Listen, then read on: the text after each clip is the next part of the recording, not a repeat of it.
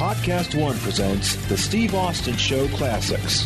I'm inside of a tour bus with John Cena, the lead dog here in the WWE right now, and we've been talking for 15 minutes. John's on a tight schedule, squeezing my ass in here right before they go live at 5 p.m. here in Los Angeles, and I wasted 15 minutes because I had the pause button pushed. But we thought we were talking, and it sounded real good. Guys, anyway, you missed some great stuff. We found the meaning of life. Pay-per-view listing stuff, but we go, and I'm not going to I'm not going to redo that. No, but, we're just going to. What I do want to bring to the first thing I want to say then, now that we are recording, is I want to say congratulations on a hellacious run. Your run that you're currently seemingly right in the middle of, because I see 3, 6, or however many years you want to keep going in front of you, or whenever you put the brakes on. But you're putting together one of the best runs in the history of our business. And it's been through, everybody knows, I do my show for the working man, and you have worked your ass off ever since you got in the business. And I remember one time back in the day, I was stone cold, don't remember the building, you had just had a match, you was the prototype. Yeah. Yeah, that was a long time ago. It might have actually been either here or Anaheim. Now, who would have figured? Yeah, I think it was. And but I who think that still goes down the the annuals of worst dark matches in the history of And now here we are, and that's man, geez, how long is that? It's probably 14, 15 just about ago. 14 years ago. Yeah, and you was a good-looking kid, and we had words, and can't remember what exactly it was. I didn't know what the prototype was, but obviously you looked good, but didn't have the gimmick figured out. Yeah, it was just right as I broke into the business, trying to find out what it's all about. And what was the thought process behind the prototype? You know what? You know the cat, Chris Bell, of the Bell family, Mark Bell's brother. Yes. Saw me in Gold's Gym and said, "What are you doing wasting your time here?" I was just working literally, I'd show up to work at 5 a.m, and I lived in my car outside, so I'd shower in the gym at night and do whatever. Right. I'd pretty much hump till midnight and do everything, from work the protein bar stand to work check-in to fix equipment, everything in there. Right. Bell comes up to me and says, "Why are you wasting your time?" And he's referring to Mark Bell, and known as Smelly Bell. And his brother Chris. Chris did Bigger, Faster, Stronger. Yep. And give a shout out here to Mark Bell over at Super Training Gym in Sacramento, California. Yep. Strongest gym in the West. Strongest gym in the West, indeed. He's the guy we're referring to. So we used to talk Raw and WCW all the time. We used to talk WWF and WCW all the time. And they finally just said, "Why are you wasting your time?" Straight up. I got a guy who's training us.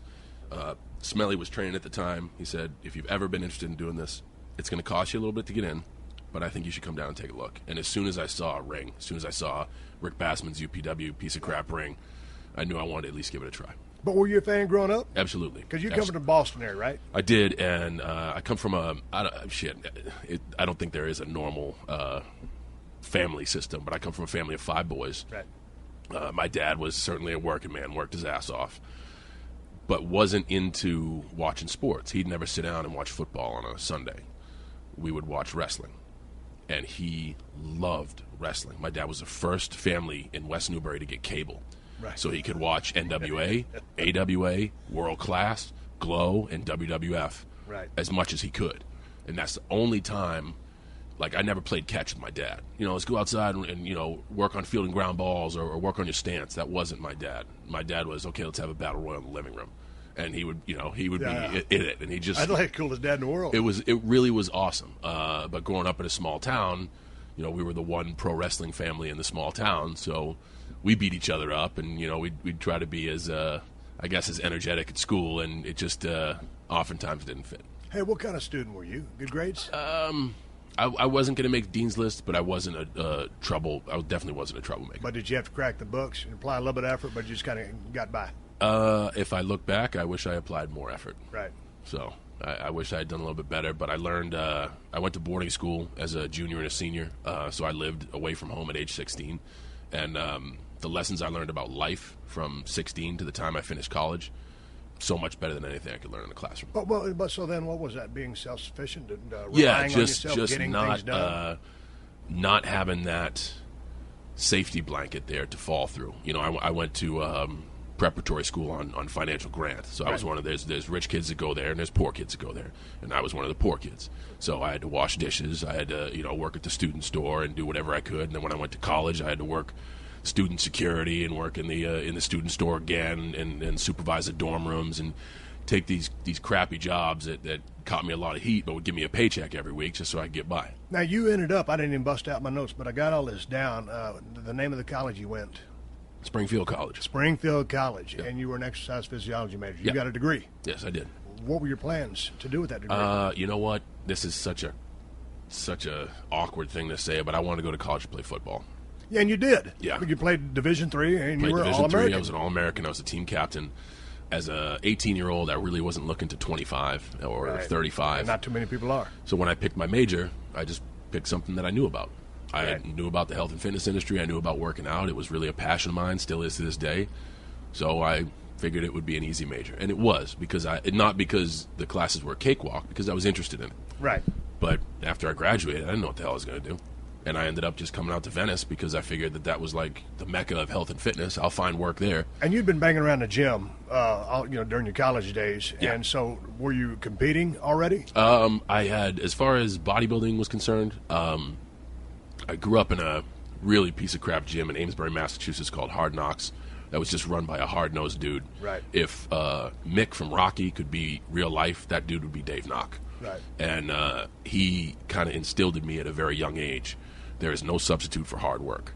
You show up, you clock in, you get shit done, period. Right. And anything else is an excuse, and they don't tolerate that. And, Right. and the cool thing about Dave was, even at his age, he would hang right with you. So it's not, I also learned that there's folks that just stand there and bark at you like a drill sergeant and never lift one weight. But the dude who can be right next to you, going through the struggle with you, and then say, hey, if I can do it, you can do it. Like, there's something to be said about that. Right. So he kind of instilled that into me at a young age. And when I used to come home from prep school, he would have me kind of follow a bodybuilding regimen just to stay in shape over the summer. He didn't want me slacking. And then when I was 18, I was looking all right. And he was like, hey, we want to throw you into the show at the end of the summer. Right. And that became like the tradition. I'd go play football during the school year. I'd come home, and my off-season regimen was like a bodybuilder program, so I could show up to the preseason lean and ready to go. Right. Now, dude, you got good genetics from a bodybuilding standpoint. But, dude, you're also one of the strongest cats I've seen in the gym. Some of the stuff you've done in the ring, it kind of blows my mind. Some of the bodies you've been throwing around. What are your best in the three lifts? And I know you like Olympic-style lifting. Yep. But let's talk powerlifting right now. Let's talk about the squat, the bench press, and the deadlift, because I know you just hit a new PR on the bench. Yeah, finally, after chasing it for about 4 years, I PR'd at a 481 bench. I put that on Twitter. You can see it at John Cena. I try to keep the fans up to date with kind of what I'm doing. Best squat ever is 600. Best deadlift ever is 664. And thank you, Mark Bell, for the deadlift advice and the benching advice. He kind of taught me how to bench and how to deadlift, so I owe him for those PRs. But people watch our business, and they know it's entertainment. And they think a lot of what we do is smoke and mirrors. A lot of it is just guys focusing on their strengths. Right. And I've been blessed with the ability to work hard and stay strong. And I kind of like showing that off in the ring. But just so people don't know or don't think it's, that isn't really what it is. I also like to, using social networks, let my fans in on the fact that, listen, this is really happening. This is really going on. This is really how we train. And on Twitter, you're at John Cena. Yep. On Facebook, I just read on MSN. I keep my laptop on my MSN for my homepage. I just saw that you surpassed Kobe Bryant as the most liked athlete here in the Staples Center in the United States or the world. In the United States. Yeah. That's badass. That's just a testament to the reach of the WWE. Right. I mean, one can only speculate if Facebook had been around when the Attitude Era was around. The absolute statistics, it really goes to show how well Vince promotes his product and how far globally WWE reaches. One of the things I like about you, John, is every time I've seen you, you always have a smile on your face. And I've seen you when you had a smile on your face and you were smiling through pain and being dead dog tired. But you have always had a smile on your face. And that's the straight up truth. The schedule is absolutely crazy. It's highly demanding. You paid a lot of damn dues. You are having such an interesting run in the business. It's almost like you're walking on the edge of a razor blade. Sometimes you get into an arena, and I'm watching Monday Night Raw, you have some of the people booing you. Yeah. You have some of the people, most of them cheering you. And I always it look depends at on the city. Yeah, it depends on the city of the percentage of which way it goes. Oh yeah. But I always and people once they pay their money for that ticket, they have the right to do exactly what they want to do. Sure. That's what they're there for. Absolutely. But they all do it, from my opinion, with respect. There's not one person out there, I think, that can watch the program and not have a ton of respect for what you do. But when you go out there and you get that mixed reaction, what's going through your head? Because, from my days in the ring, you're trying to be either a babyface 100% or a heel 100%, love or hate, and you're walking that razor blade each and every single night. Does that mess with your head? No, not at all. I've been fortunate enough to be surrounded by some good people in this business, and getting feedback from you, Triple H, Shawn Michaels, The Rock, Undertaker, even some of the producers, Pat Patterson, Arn Anderson, Vince McMahon himself. I've just been able to look at this product objectively. I take myself out of the equation, and I kind of understand where I am. This is the stuff that I obsess over. Right. I can't stop thinking about this stuff. I think a lot of the reason the reactions are the way they are is for quite a few years WWE didn't step up to the plate and correctly build new superstars and correctly provide new main event talent. I often tell people that I'm working with, if they're in the ring and half the fans are cheering me and the other half are booing me, shouldn't you be the one that's mad? Because they're not noticing you at all. And people talk about being a babyface and being a heel. What happens when there's no one? Right. And that's honestly the thing. I wish, and right now I'm very excited, not only for stuff like the WWE Network, but I think we are on the cusp of getting a true all-star lineup for the first time in a long time. We have a lot of guys who are, there's some bright if spots not making some radar. noise, that are about to Right. make some serious noise. And I think you'll see that go away. And I'm objectively looking at it. Right. Because when you have one dude and you're trying to make superstars off of that dude, a majority of the audience just recognizes that one guy. Right. And that's why when you have a feud with Daniel Bryan or a feud with The Rock, you don't hear the "let's go Cena sucks" as much. It's Right. cheer for one guy, boo the other guy. Right. But when it's a one-man party out there, oftentimes Right. the crowd is attached to the one man. Right. We've had conversations in the past. It's great to be hot. It's great to be hot, but you need somebody to dance with. It's all about the dance part. And it's not that what we have isn't good. No. I could waste 4 hours talking about the state of the business. Setbacks. I think guys can't overcome. I think we have a locker room full of very, very talented superstars, but I also think we have a locker room full of superstars that are fearful for their employment and are not willing to take that one step that Austin 316 whipped your ass, or that put a hat on backwards and a chain around your neck when no one else is doing it. Go out on a limb. Go out on a limb. I feel sometimes when I come back every now and then and just kind of observe what's going on, and I'll probably step into the building here in a little bit, but I know a lot of guys are walking on eggshells because there is no other place to go. There is no alternative. Yeah. Can you go to the indie scene? Yes, you can. And I say this with all due respect to anybody on the indie scene, living their dream, doing their thing, having fun. When you're at this show, when you're at the level that you're at, there is no indie scene. No. It's this or nothing. And for these new cats coming up, it's great to get noticed on the indie scene, but this is where you want to be. With only one game in town. Play for the Yankees. Yeah, you want to play for the Yankees. But with only one game in town, I agree with you. I just think people are afraid to go out on a limb and take a chance. And like you said, to your point, the 316, the hat, the backwards, the chain. Just taking the a rap chance. type thing. And everyone thinks, critics especially, because critics just criticize. Everyone thinks that I was just handed the key to the city. You were not. People have to remember, I wasn't anybody's first choice. If you're looking at a bench of people, I'm last on the bench. And it was an extraordinary set of circumstances with the entire WWE roster that I even got a chance. And I knew that.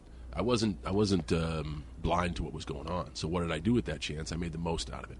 And I took risk after risk after risk. Countless weeks in a row, I was told by producers and Vince himself that I would be fired if I kept taking those chances. Right. But the one thing remained the same. I would go out there, and the audience would relate. Right. And in a business sense, where you're in the business of entertainment, whether it's opinionative. It's like floor gymnastics. I scored a 10, you scored an 8. Why? Highly because subjective. I like this. Yeah, exactly. But the one constant is noise. And if you go out there to noise, then you're doing okay. And the thing that really, I don't get mad at a lot nowadays. The only thing that really frustrates me is when I see a guy with all the tools, or next to all the tools, who is just afraid to take that leap of faith.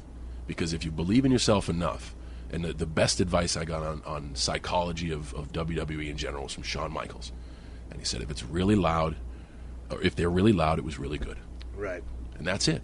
And a lot of stuff, looking back at what people say, like work rate or whatever, you know, if they're really loud, it was good. Because our job is to make the audience loud and make everything exciting and make everything heartfelt. And I think that's where the polarization of John Cena comes from. People know they're getting me. Right. I speak from the heart. If I win, I win. If I lose, I lose. You're getting me, no BS. Just like they were getting you. They got Steve Austin. When Stone Cold went down that ramp, there wasn't a second you didn't believe you were Stone Cold Steve Austin. And as a fan, that's what I can relate to, and that's what I'm getting goosebumps just talking about it. You know, and that's why I can keep a smile on my face, because I love what I'll do, and I'll be the guy who I'm going to play along with the plan. Right. But when you want me to do something, have some faith in me as a professional that I'm going to go out and do it my way. Right. Before I go to the Royal Rumble match with you and Randy Orton. Yeah. How much creative input do you have in everything that you're doing right now? Because I would imagine they're going to brush stuff by you, but you're carrying a pretty big stick right now. Oddly enough, you hear these stories about guys planning their own future and whatever. I'm not really good at quote-unquote booking stuff. I don't understand that. I don't want to say it doesn't interest me, but I'm good with, hey, we have this for you. Okay, I'm going to take this, I'm going to try to make it great. I would say I was kind of in the same boat with you. I'm kind of, okay, give me that steak, and then let me put a little salt and pepper on it. That's probably what I was best suited for.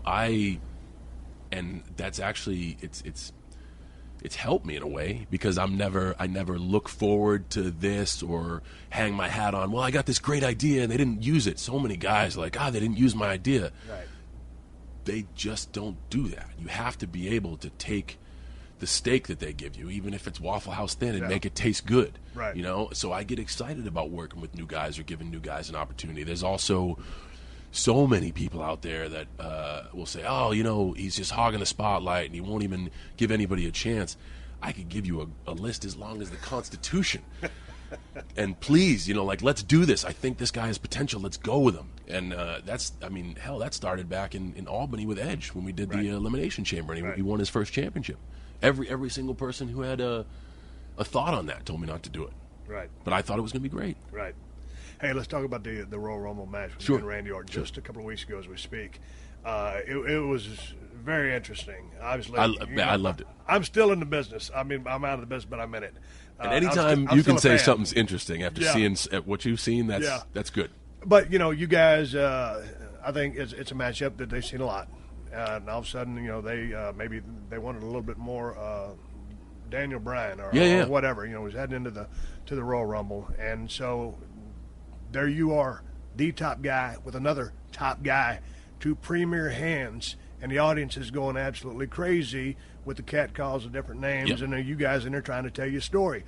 Man, I don't hear very well, but you put me in a squared circle that's 20 by 20, I can hear a mouse fart way up there at row 100. Yeah. And so when you're in there, you do something to elicit a response. Based on that response, you proceed accordingly. Sure. All of a sudden, when that crowd's not giving you that feedback, what was going through your mind? I mean, I know you've been there way more times than I have. So what's going through your mind when something like this is happening? Debatable, but oftentimes you find in certain cities, certain circumstances, certain audiences, the audience after WrestleMania, the day after WrestleMania, anytime, sometimes we go to Toronto, sometimes we go to Montreal, an audience for the Royal Rumble. It is the most diehard WWE collection of the universe that we get. Right. And amazingly enough, disinterest is silence. It's absolute silence. Right. When you see people walking up to the concourse to go get nachos and a beer, that's when you got to reevaluate yourself as a professional. Right. But if they're just blatantly cat call after cat call after cat call, a lot of the nights, I've often said this, the WWE Universe is our biggest superstar. Because if you film our show in an empty arena, right, it's not as exciting. Right. But with all that chaos going back in the crowd, and our audience likes to be involved, like chants can spread like wildfire. Right. So if you get a group of 1,000 that starts chanting one thing, pretty soon the whole arena is going to be chanting. And as a professional, when all those chants have nothing to do with you, I even think there was a "We Want Divas" chant or an "End This Match" chant. But through all that, through the 30-minute cat call episode that we had, there were undeniable moments where people regained interest in what we were doing. Right. And in those circumstances where the audience wants to be the star of the show, right, it's best to just let them be the star of the show. Right. That's it. I mean, I wish I could have a magic hat and produce Daniel Bryan to whip both of our asses and save the day. But the company has a plan. That wasn't on the plan that night. And so it's Randy and I out there doing the best we can to give the audience what they want. And when they completely just don't want to see you and see another guy, at least they're telling you they don't want to see you. It's not, well, let's go get a T-shirt. Right. And that's the biggest thing.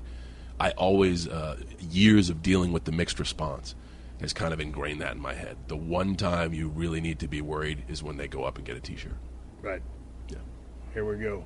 All right, go ahead. The STF. Is that what it's called? Step over, toe hold, face lock? Yes. You got to snug that thing up for me. Please? I'll do my best. You're listening to another classic episode of The Steve Austin Show, only on PodcastOne. Hey, it's Adam Carolla from The Adam Carolla Show. BetOnline is the world's most trusted betting platform and your number one source for online betting. From the earliest odds to in-game live betting, BetOnline provides you with all the action and the ability to watch and bet on games as they happen. With the largest selection of odds on everything from football, NBA, college basketball as well. BetOnline has NHL, MMA, and championship boxing, all your betting needs in one place. Head to BetOnline today to get in on the action with America's most trusted site for online wagering. So have some fun. Make these games and these events and these combat sports a little more interesting with BetOnline. BetOnline. The game starts here.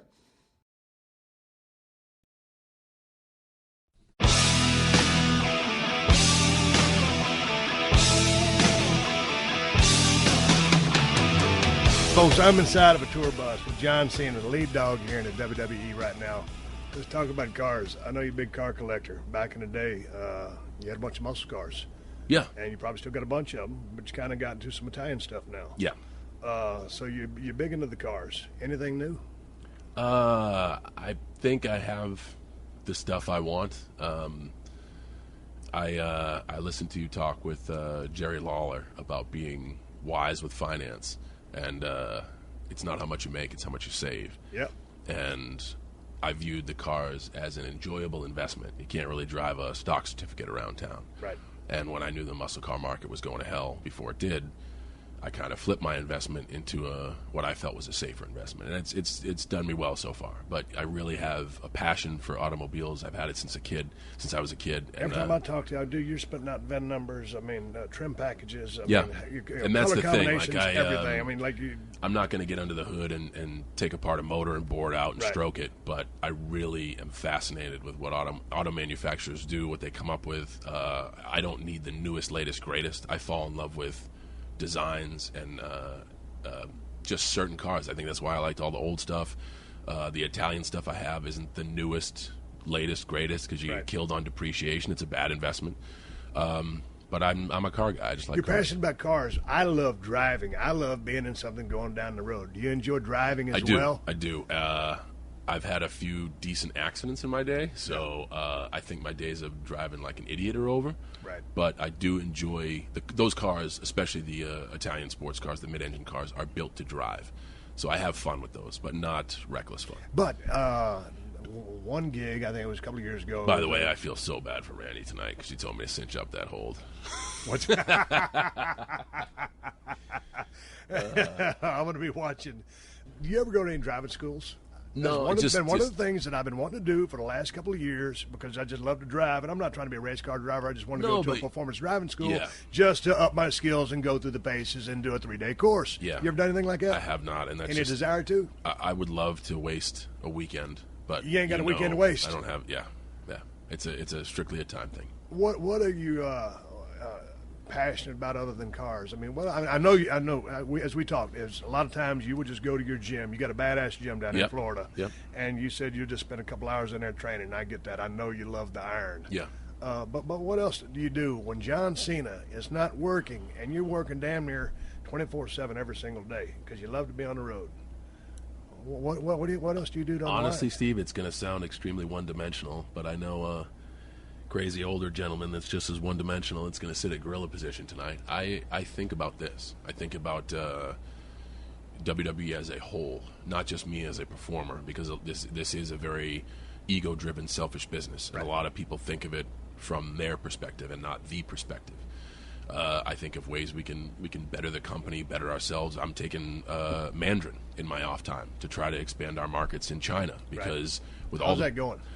It's a tough language, but we don't have enough development in China. We should be better over there. We should cats over there, and they love entertainment. The economy is thriving. They've developed a strong middle class, a strong upper middle class. They love entertainment. Right. And WWE translates language. Right. But for some reason they don't understand what we do. And for us to be able to get into a market like that and to be able to tour over there, to be able to be televised over there, to be able to bring the network over there, that would be an enormous financial boost to the machine. So in my off time, I lift, I drive around from the gym to my house, and I'm trying to get us into China, I guess. So how's the Mandarin lessons going? How far down the road are you? I've been studying for about a year now in my off time, so it works out to be, on average, 2 to 4 hours a week. Now dig this. Back in the day when I was living in Atlanta, Georgia, started going back and forth to Japan, I figured I'd get the big idea and get one of them 16 cassette language kits. I listened to one cassette. I could say Simose and something else, and that was all I got. So with this process, what's your you got an instructor working with you? I do. I'm not good with the cassettes. I'm not good with the web, like they want to do FaceTime stuff. I'm good like this, talking with someone, because they can get a feel for me. They can get a feel for what I want out of the language, how I want to communicate. So I have a good tutor, and we meet whenever I can. It's not much time, so it's going to be, I think in a year, I would be the equivalency of like achieving like a freshman education in Mandarin. Right. So it's going to take a long time. Got you. But China will always be there. I like I said, I keep saying I do this show for the working man. I'm sitting here in your bus, and I talk to you on occasion. How often we talk, man? Every couple of months. Yeah, I'll be honest with you, it's not long enough because you always have insightful advice. I remember a story between you and I. And it's always been, oddly enough, you've always just been kind of a ship passing in the night. Yeah. But I remember after it'd been a while since you've been back, but you were around, and I was on SmackDown, and I had seen the worst of times, like when everybody was gone, and they brought up the OVW class, and we were doing, events in D.C. with 700 people paid. Right. So I saw some pretty bad stuff, and we were at Staples, and it was looking pretty good, and I had started getting a little bit of shine. I was feeling pretty good, and you in classic Austin form, you actually came up. How you doing, kid? I said, I'm doing pretty good. Everything going all right? Yeah, it's actually going pretty good. Like, program's doing great and everything's doing great.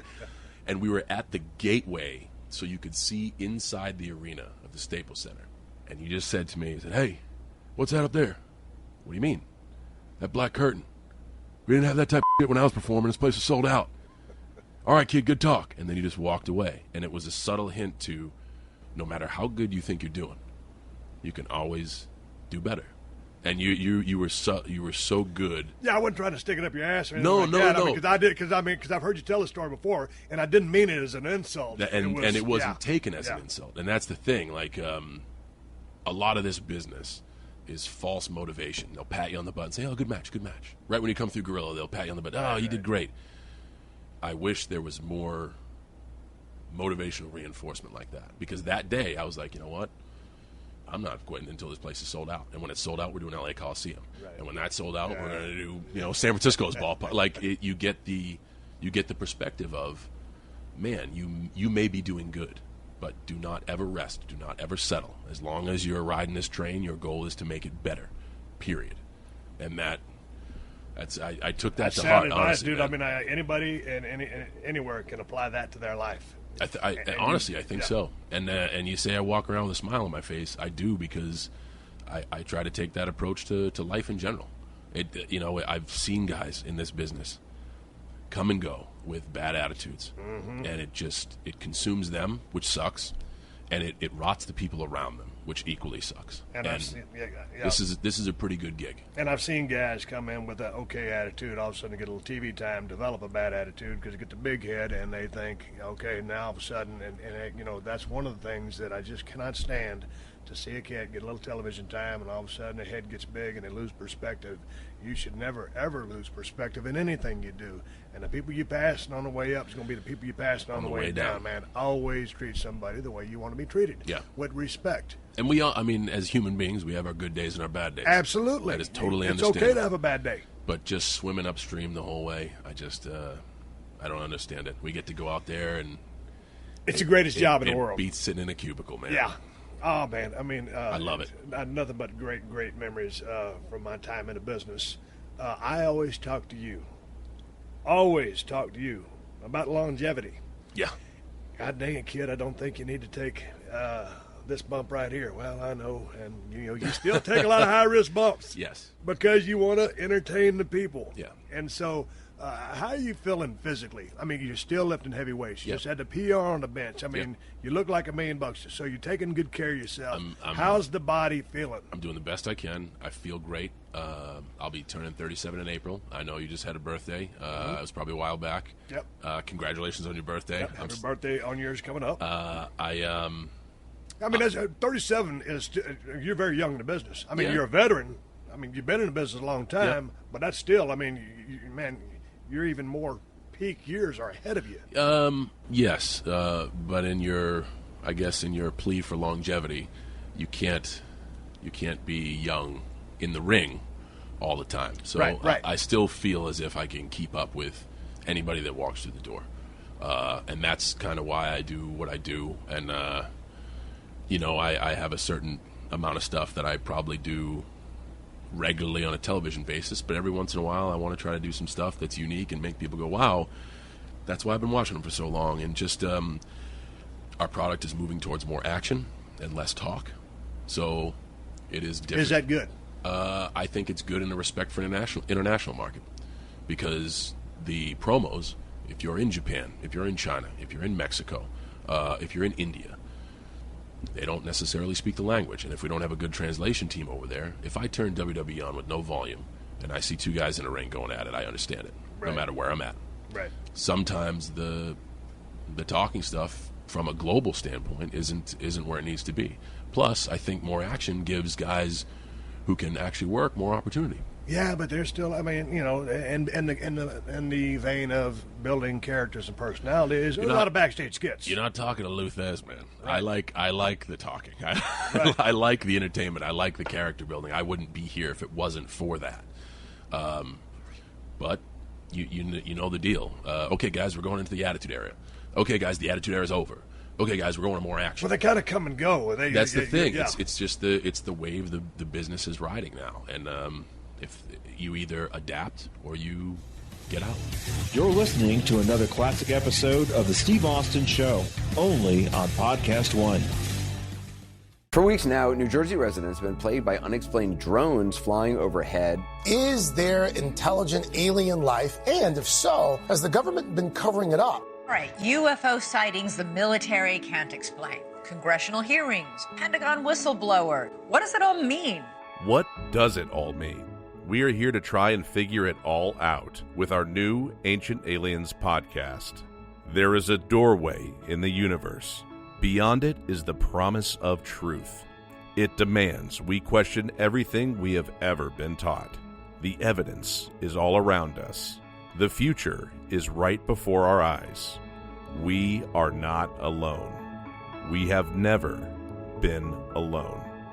Listen to the Ancient Aliens podcast, available wherever you get your podcasts.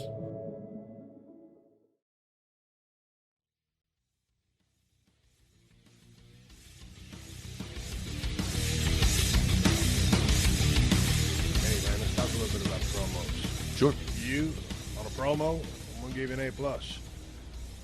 You got something to say. It's a message that I can understand and feel, and you're very articulate and eloquent. A lot of that's coming out of your head. A lot of it's coming out of your heart. I don't see a whole lot of paper in the life of John Cena. There, and that goes to speaking and actions in the ring too. Arn Anderson has been my longtime right hand and, awesome and mentor as a producer, as we call him. And his format of a John Cena match is an empty page, and I like that because it's. I like being able to go out there and do my best to try to feel the audience. And every once in a while, there's a crowd that wants to be the crowd. Right. But for the most part, you get to modify your performance and try to make it interesting. And that's what we do. And but on a verbal level, when just speaking, talking. I've always lived and died by, if all else fails, just be honest with them.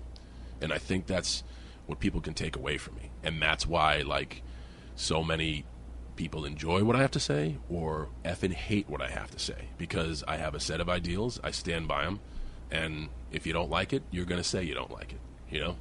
But that being said, it's a great promo because it's coming from your heart. I think, yeah, and it's not, you can tell, Steve, I can tell in 6 words if somebody's reading off a page. I can too, and I can see it in their eyes, because I can see their eyes and I can see there ain't nothing behind them, and I don't feel anything coming through those speakers on my TV. I got a pretty good TV. People afraid to go on a limb. Yeah, honestly, that's all it is. It's just lack of confidence.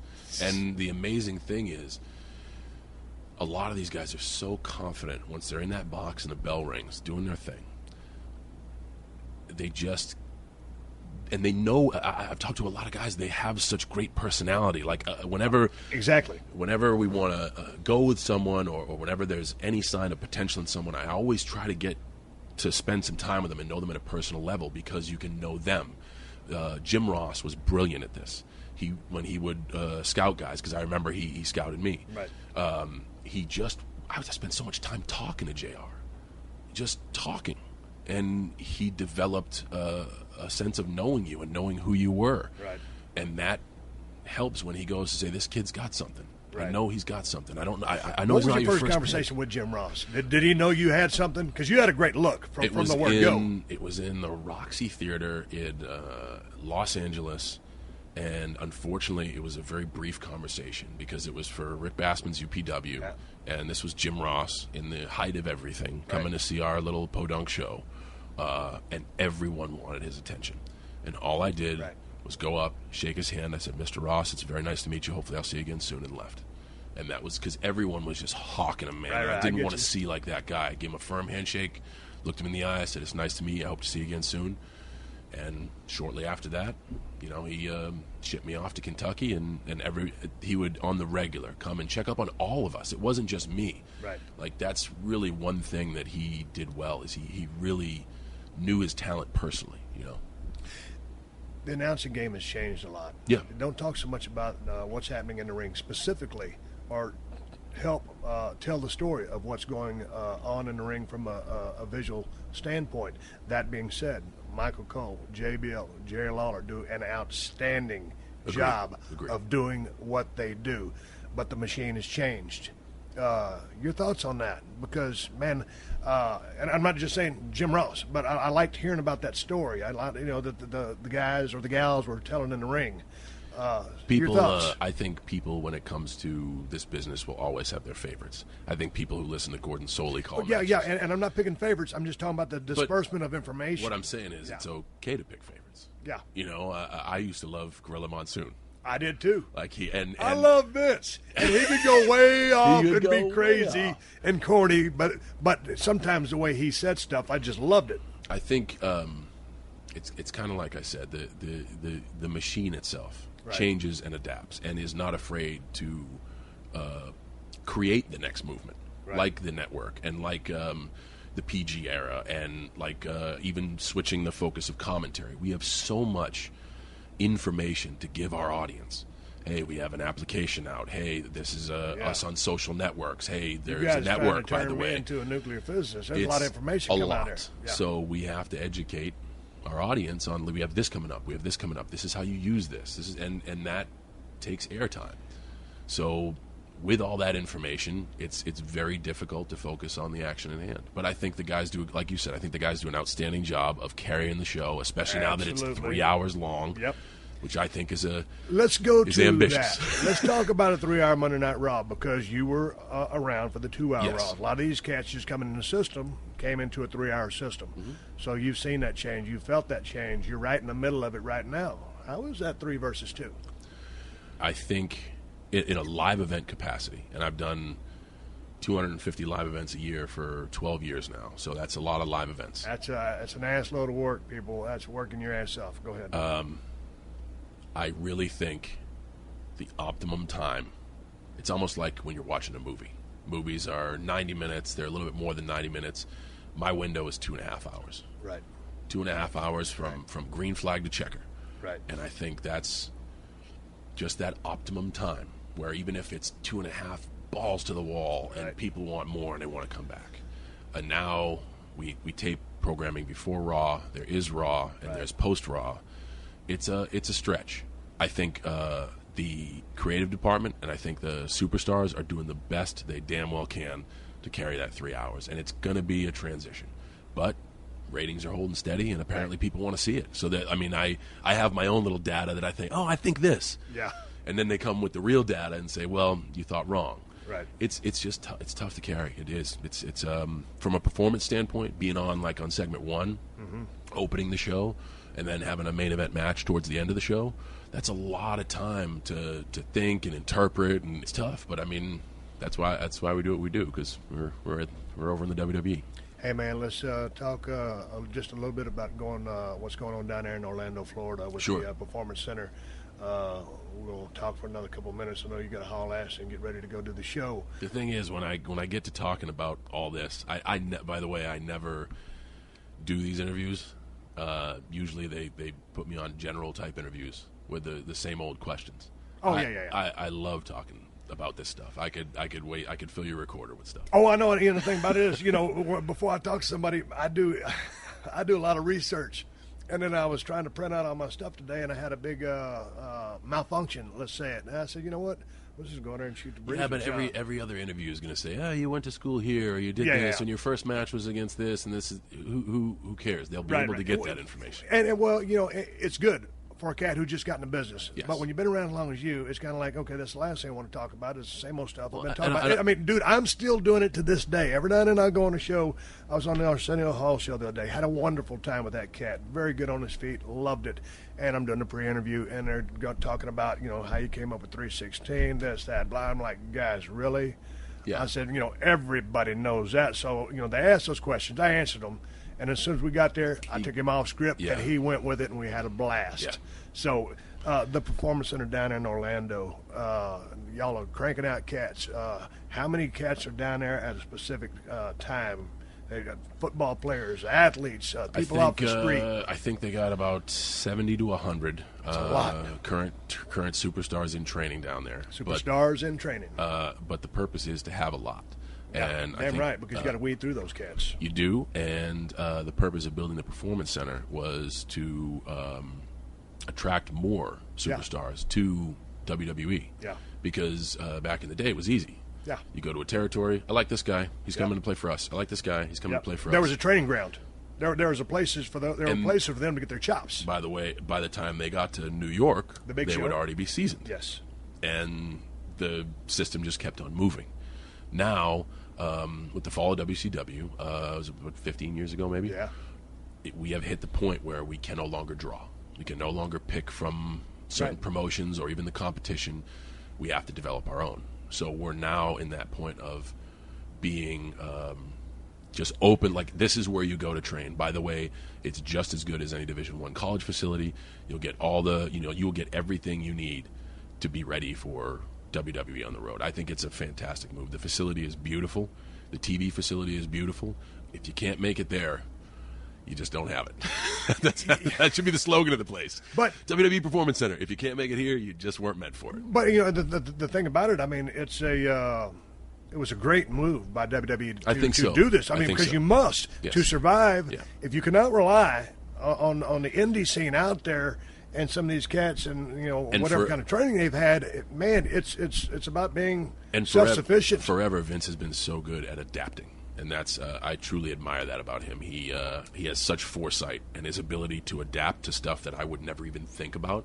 That is such an admirable trait, and I think he's just ahead of the curve once again. Like, okay, we have to advertise this. We have to make it the big deal. Right. NXT is going to go on the network. Like I said, those guys who are in their infancy are now going to have opportunity in front of the world. Like I remember wrestling in Danny Davis's gym in OVW, Kentucky in front of 50 people, and that was our TV broadcast. Yeah. We do Sunday shows in front of 12 people. Yeah. And that was a little booth in a brick building with no bathroom, but it was awesome. But times have changed. I could say, well, back in my day this and back in my day that. Yeah. I loved those times, but I would also love to have the luxuries they have in the Performance Center now. Right. Hey, when you look at where you're at right now, we're sitting on a badass tour bus, and you've made well for yourself. You like I said, you just putting together one of the best runs in the history of the business, and I'm so proud of you. But when you go back and talk about those old OVW days, a little old dark, piece of junk facility, 50 cats in the audience. I mean, those were probably some of the best moments you've ever had in your life. I don't talk to Nick Dinsmore enough, but Nick and I were real close in those early years and stayed close for a while afterwards. And we always refer to that time as Camelot because it was. Right. I mean, you slept in your own bed every night. You were driving from town to town, and it was all through Kentuckiana and down in Tennessee a little bit. And it was just a lot simpler. You were learning the business. You were kind of finding your way. We had great mentors in Danny Davis and Jim Cornette, so we had a good minds around us. Right. I was in an unbelievable class of talent. Me, Dave Bautista, Randy Orton, Brock Lesnar, Shelton Benjamin, Ron Waterman, Brian Keck, Sylvester Terkay, just a group of superheroes. So. And we had a great group of Kentucky kids who were unbelievable in the ring and knew how to work, and they made us all look better than we were, and we were very grateful for that. And it was just, it was a great time. It was a great time. I was going down the road one day, USWA. I was traveling with Dutch Mantel, Chris Champion, and I was going to work with Danny Davis that night. I'd seen the card. And so, man, I'm a young guy in the business, not even a year. And, of course, Danny Davis, Nightmare Danny Davis, had been in probably at that time 15 years and was a hell of a hand, great psychology, premier worker. And so I figured, man, I ain't got to think about nothing. Because I always call all my matches because I don't hear very good. And so, I'm just going to listen to Danny, because he's a veteran. And by all rights, I should. And so I just went up to him before we went out. I said, hey, Danny, I said, anything you want to do tonight? He goes, no, I'll just listen to you. I said, and this is the kind of guy Danny Davis is. I said, Danny, I didn't think of anything all day. I just figured I'd listen to you because, you're you. Yeah. And he goes, no, kid. He goes, I seen your work. You got it. If you get lost out there, I'll give you a hand. And that's what Danny Davis did for me back in the day and trusted me and got me out of a couple of jams that night in the ring. And I always loved working with him. One quick story. We had a battle royal one time. Danny used to like to chop people. Yeah. So I backed him in a corner. I started chopping him about 3 times, and he spun me around and started chopping me. And after about 3 of them, I hauled ass because the dude had the hardest hands in the world, and he was beating the tar out of my chest, almost bleeding. So I left him a little note. Danny used to always travel with a camera, and I went to the dressing room because I was eliminated somewhere in some little crappy town. And I left him a note that said, F you and your chops. And I was over across the dressing room waiting for him to read it. And when he did, he started laughing. But Danny Davis, who helped you out, helped me out. Back to the Performance Center. Who are the guys training these cats in the ring? There's actually a pretty decent crew. Bill DeMott, Norman Smiley, Nick Dinsmore's finally down there, Billy Gunn. I want to say there's a crew of about 7 trainers, and they also have a lot of WWE superstars are still based in Tampa. Some are now based in Orlando as well. So you have a current flux of WWE superstars coming in there. Right. Now, they bringing the WWE superstars in there for a reboot, or just to filter through and drop some 411 on these cats? I just think it's for more information. Honestly, they're giving the people who are down in NXT every single chance to succeed. I mean, their practices can go from camera straight to Connecticut, live time as it happens. Yeah, so not only do you have your trainers down there, but you have who's ever watching on the other end of that in the tower looking at you as well. Might get an opportunity. Yeah. How often do you go down there? Since it's opened, I've been down there 4 times. Now, your day, what are you going to? You going to go down there and give them a motivational speech? You down there drop some information on them, talk about the road? I've actually done different things every time I've been down there. First was a TV broadcast at Full Sail, and I was just advertised main event, so I was not on television. I was just afterwards for the house. But after I talked to the entire group, they have an auditorium set up that the group changes in, but I talked to the entire group and told them what an opportunity NXT was, because it is just that. Like, Triple H goes to every television taping. Right. You don't have a better chance of getting spotted by somebody than by him. Like that, every time you go through the curtain in NXT, you got a chance to break out. Right. And then another time was when I was rehabbing my elbow, so I actually got in the ring and got to get in the ring with some of the guys. I just did a muscle and fitness shoot for a cover that's going to come out in WrestleMania. I did it in the Performance Center, and I worked out with Antonio Cesaro, which he is another abnormally strong cat. I've heard. Yeah, and just wonderful in the ring. He is the stuff he does is pretty impressive. And I was down to the Performance Center itself just to take a tour of the place, check it out, and I wanted to talk to the students, but they didn't have anybody there. What is Cesaro's background as far as strength goes? I know he's an athletic phenomenon. Is it powerlifting? Is it Olympic style lifting? He's a little bit of everything. I think he's like me. He's been bit by the Olympic style lifting bug. He is just naturally strong. It's fun. It's fun to watch him. It is fun to watch him, and I'll say this: I'd like to see him keep filtering through the process. I see a superstar in that guy. So do I. I think he's in the making. Yeah. I don't think he's found it yet, but I think he will. I think the one thing he is missing is what we spoke about earlier. You have to find yourself, and you have to let the audience hold on to yourself. That and he's got to be able to express that to Vince. And to go back to your point about Vince, Vince. And his vision and his foresight, the ability to see and understand things. The thing I always liked about Vince was if you present that guy with an idea, he will listen to you. Yeah, absolutely. He will lend an ear to anybody who's got an idea. Obviously, the higher up you're on the totem pole, the easier it's going to be to get to him. He's being pulled in so many damn different directions these days, it's hard to get a word in, but, I mean, he'll listen to it. If I could use your airtime, because hopefully some of my colleagues are going to be listening. Go ahead. People think he's unattainable. And this is it is an individual business. It's built on individual personality. I am the guy who's the total other way. I'm a company guy. I'm a team guy. But if you're an individual and you have something you believe is successful, why don't you take it to your boss? Right. Why don't you take it? And I have this. I want to do this. Let him say no. Right. But a lot of people get stuck at that door, and that's where the gossip sites or whatever develop this black cloud of there's this sort of politics and there's this sort of BS. The politics for me at the end of the day is to make sure our bottom line is the best it can be.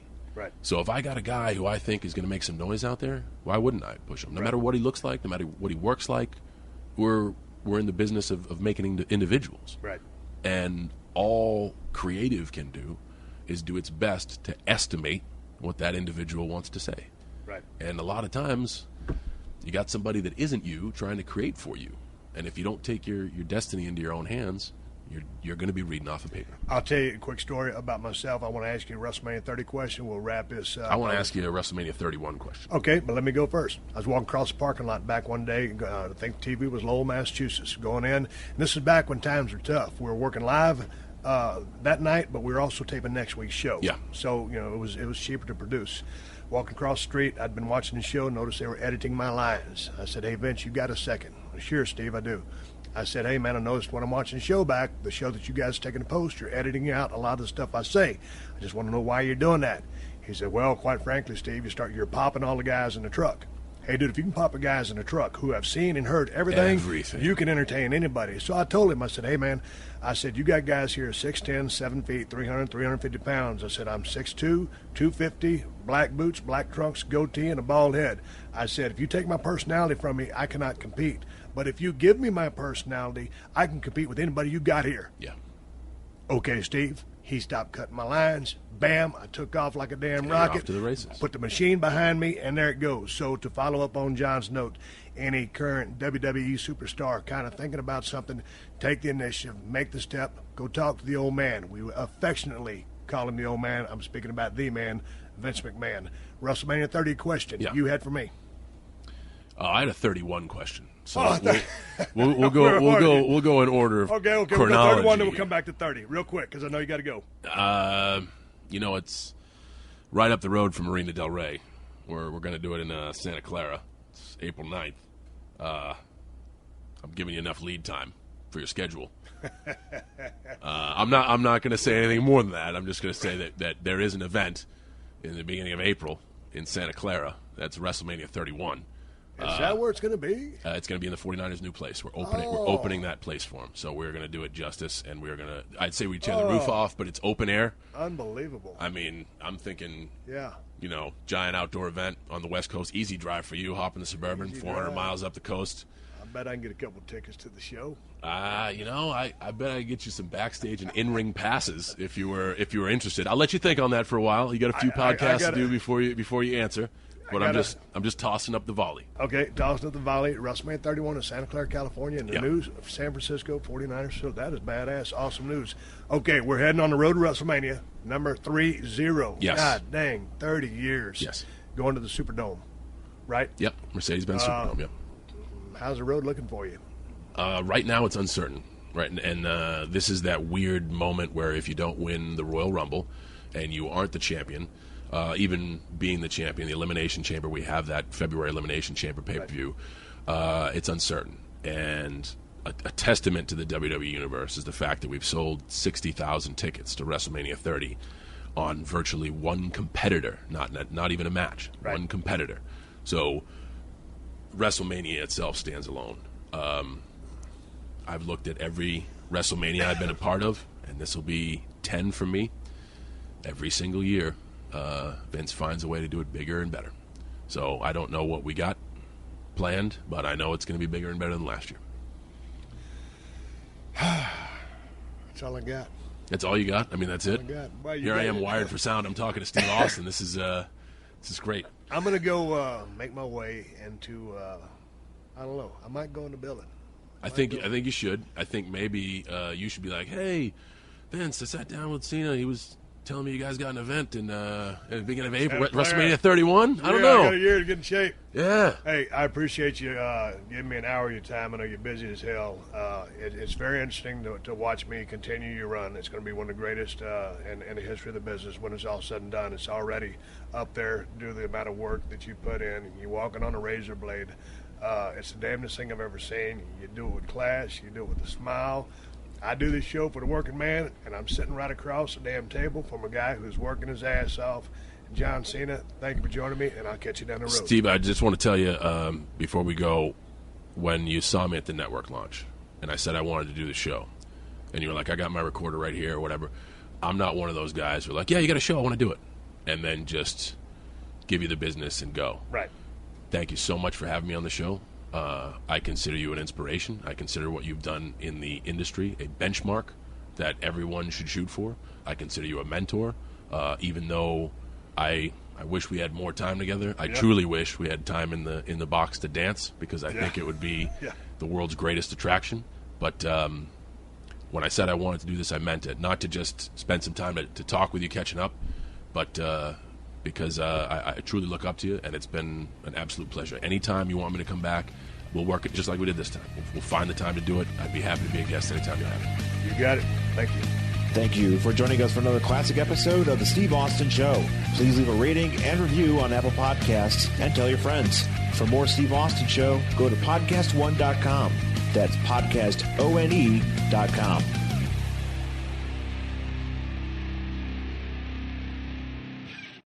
Are you looking for your next case? Pluto TV has all your favorite crime dramas streaming for free. You're gonna need some backup. Which means suspense is free. Very cool. Watch CSI New York, Criminal Minds, Blue Bloods, Tracker, FBI, and SWAT all for free. You can't outrun this. Someone is gonna pay for all this crime. But it's not gonna be you. Take care of business, fellas. Watch all the cases, all for free, from all your favorite devices. We got you. Feel the free. Pluto TV. Stream now. Pay never.